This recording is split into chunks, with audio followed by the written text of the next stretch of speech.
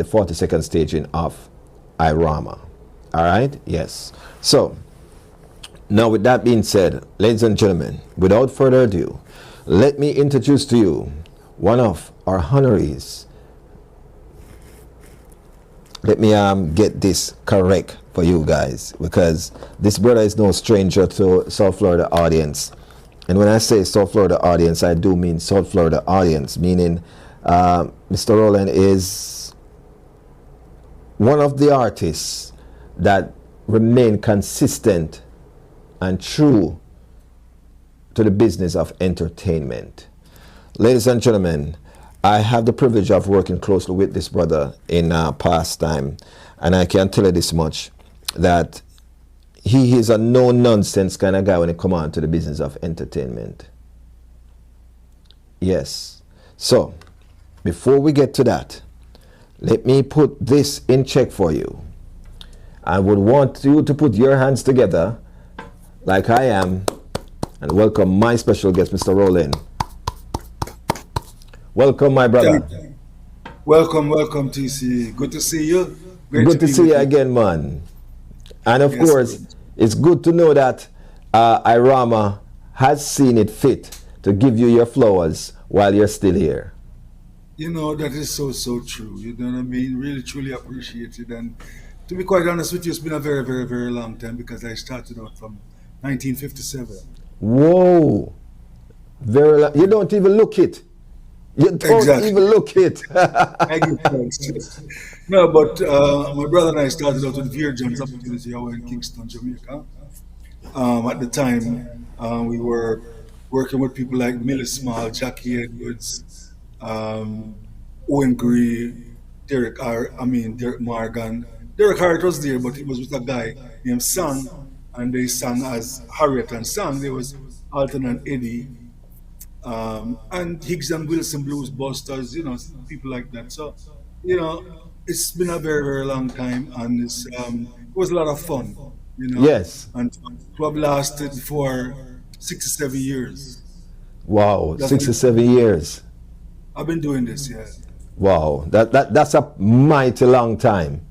Very, very long time. And that's a whole lot of not only information but also experience too. Yes, it has been, you know, because I've learned from so many people. There are so many people who have touched my life and what it is that I do, and have helped me to shape myself into becoming who I've become in terms of, you know, the entertainment and the music and all that kind of stuff. And I really give thanks to all of them, because, you know, I've learned a lot from Higgs and Wilson. You can remember that Higgs taught Bob Marley. As a matter of fact, I remember the first night Bob Marley sing on stage and win 5 pounds. It was at Queen's Theatre. It was at Queen's Theatre. Wow. Yeah. East Queen Street. Yes, that's downtown. Yeah, that's downtown.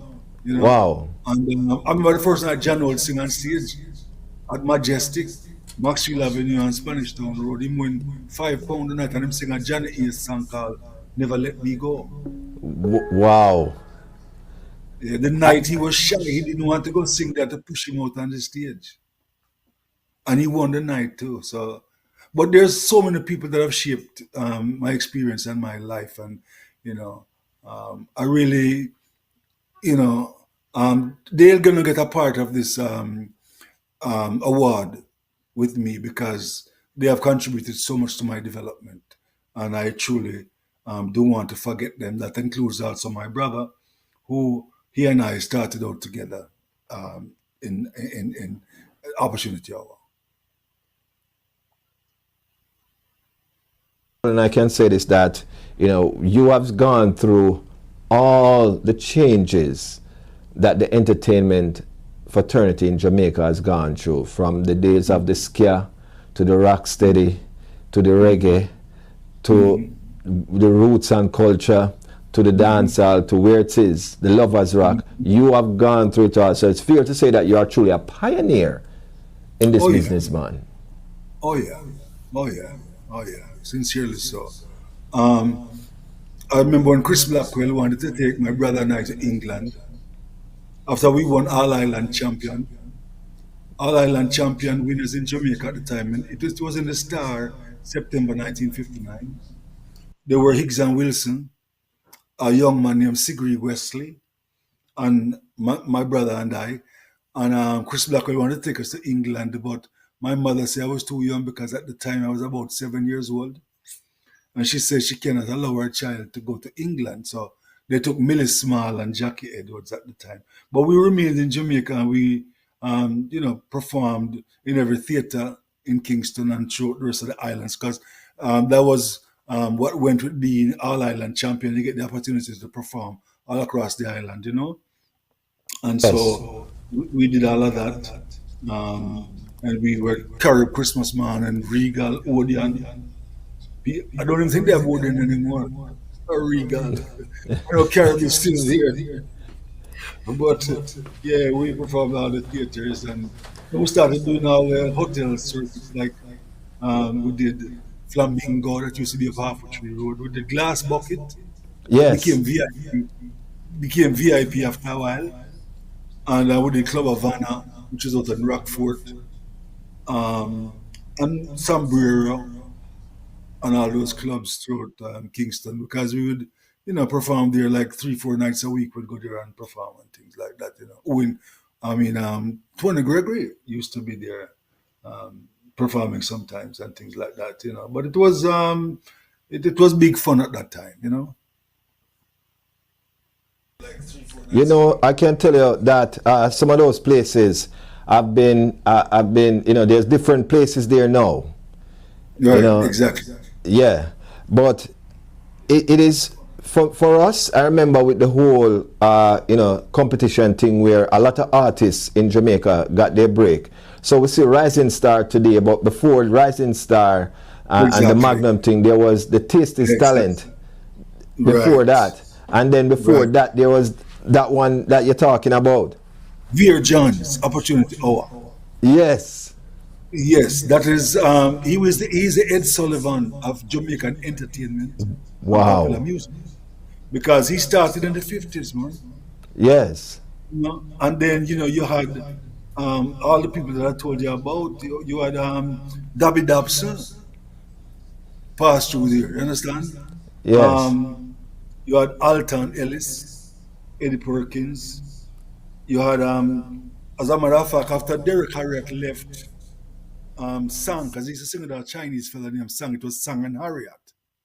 Okay, and after he left them, he formed a group named Jiving Juniors, right? And the Jiving Juniors, they did very well. They were at Christmas morning show. You had Count Prince Miller, Mule Train.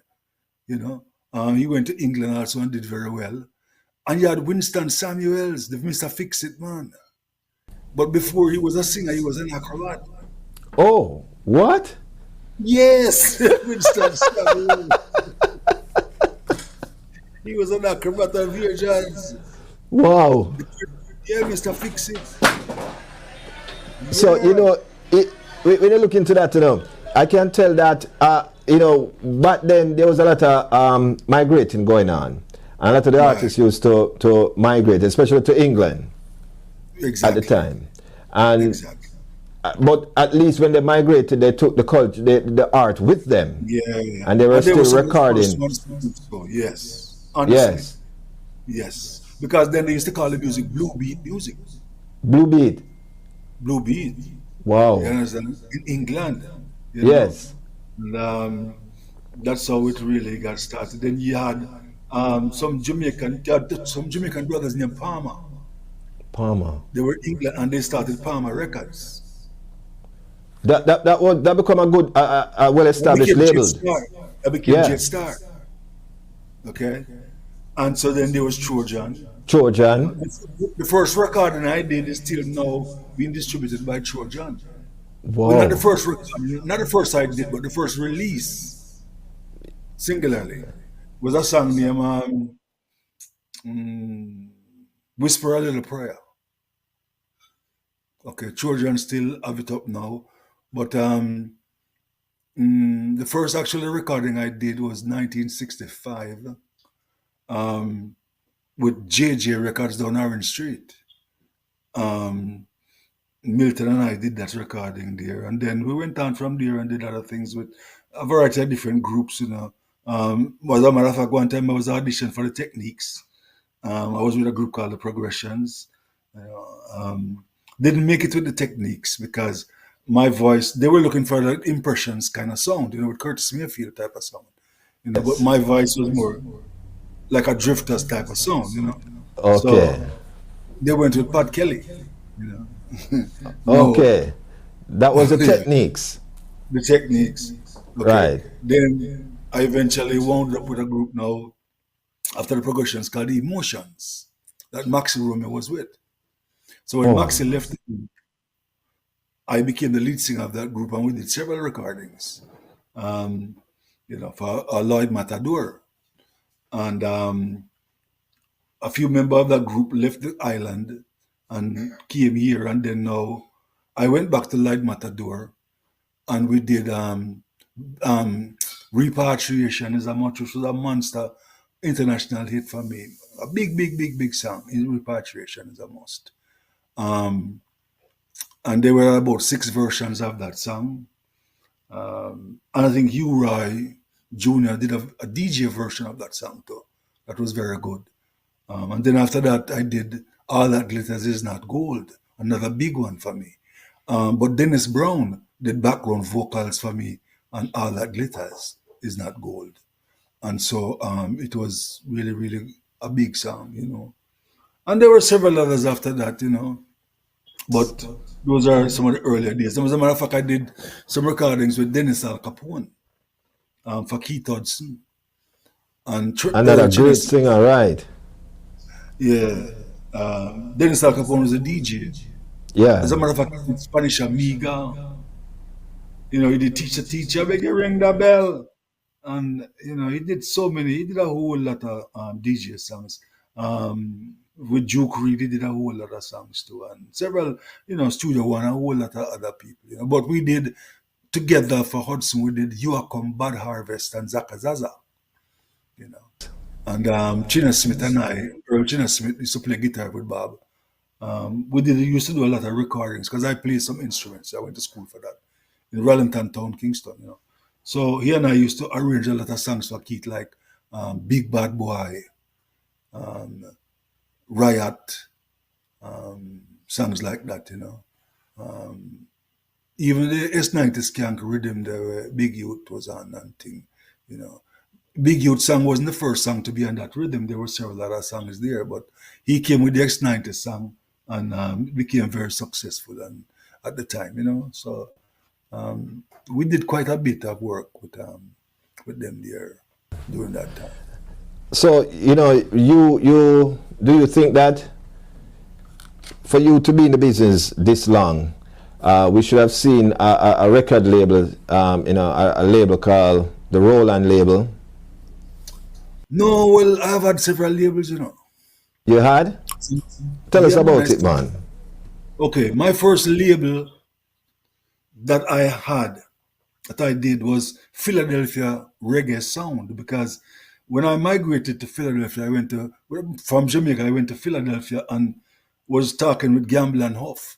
At the time, they had Teddy Pendergrass, they had Billy Paul, Intruders, Spinners. I think even Diane Warwick had done some things there. Phyllis Hyman, a great, great vocalist. She was really good.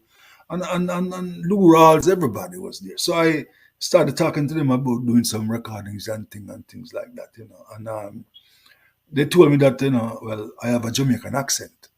So it not going to work out. So I said, okay.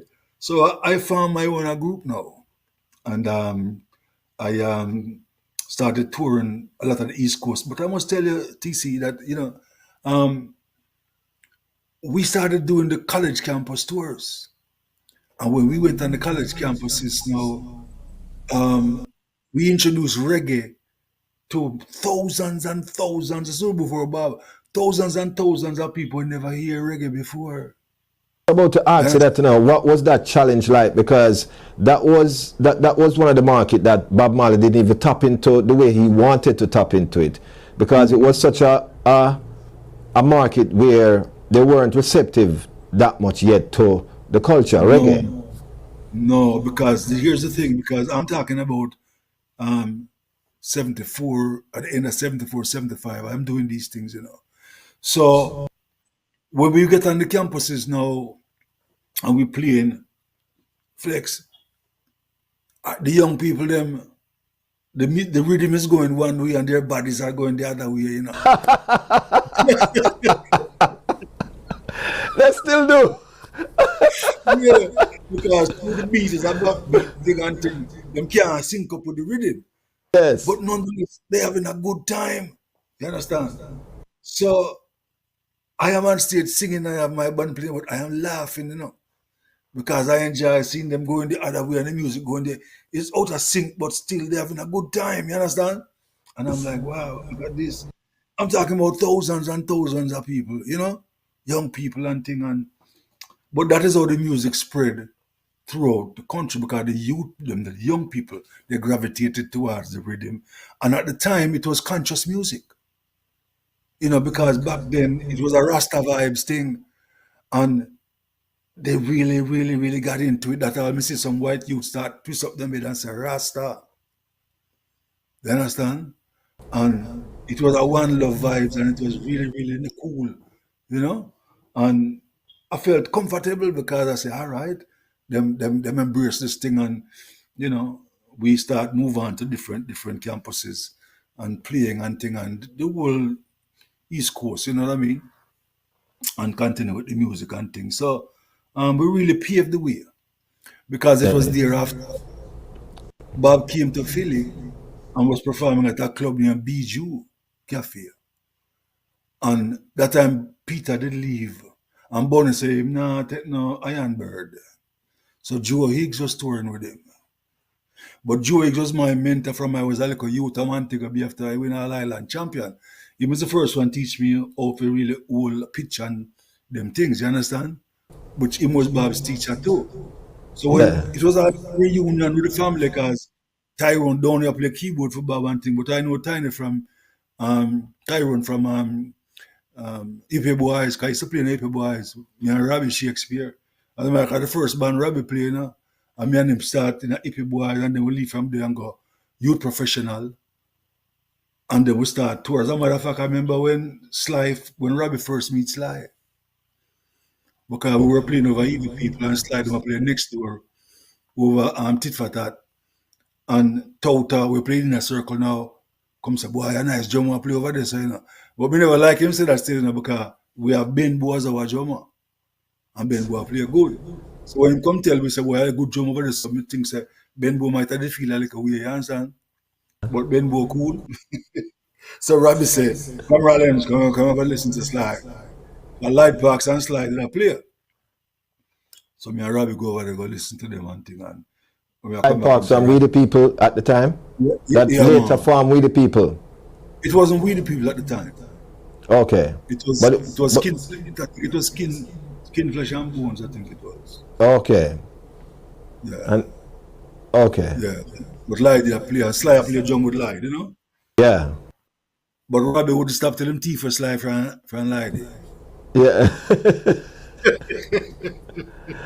Form the dynamic duo, the origin, the taxi Yeah gang. man. Yeah man. Yeah man, that's how it go man. I tell you But we this had much. fun. You have so much history and it's rich history, and these are things that I think that Mr. Rollen, you could actually be an author for a book with such history that you No, have, man. that is in the works. That is in the works. Because we're We doing need stuff special like this in the library and to upload online where people can go yeah, back and get the true history of someone who yeah actually man. walked the walk. You know what I mean? Yeah man. For real. Me do a tune with him, what's her name? Leroy Sibbles sing the harmony upon it for me. Alright? And It's because from if the they move from the Heptones. yeah man, if they move from Western come out of East Kingston, but Okay. at the time and me and him a move and thing and everything nice and we can't go in a gully, you know. Yeah man. Because him kind of fresh in the place, And them tell them we're in a burger gully, McGregor gully them like years they like, But everything nice still, And You know, have a good time still. You know, sometime when me and Robbie I play up a green miss, cause in the band now we'd have Robbie Shakespeare. As a matter of fact, I me put guitar in a Robbie and I say play this. Because we Wow. used to worse up a Robbie house, you know. Cause Robbie brother didn't have emotions. And well, we used to go up to go rehearse and thing, you know. But then Robbie now play music, you know. And then now him say thanks. Cause a guy take out the guitar from Robbie and said, don't play this. And me have my guitar and him say, I'm Rollins, we can play a guitar. I say, yeah man. And me take it and put it down and say, play this Robbie. And him say, thanks Rollins. And I never forget because about a year after, I go up the one day and him say, Rollins, where are the later? I say, me not there. Him say, come Rollins, you go sing. I say, yeah. Him say, yeah man. That time I did a youth professional. Him carry me go up there. When we got them, I say, Tota from in a circle, I say, Benbow, Zada, Dirty Harry, with the rockers. And I say, Charlie, yes. And I say, sing Rollins. Rollins sing and him say, yeah man. And me and him play and tour for about 3 years straight. But that was the second band we were in. The first band was Hippie Boys. But that's the very first band that he played in. And it was he and I. And then after him leave and go professionals, then him called me again, you know? So me and him had a very good, close working relationship. Nice. So it's just fair to say that it is right for IRAWMA to honor you at the 42nd staging. It's never too No, late. Yes. never too late. And I give thanks, you know? Yes.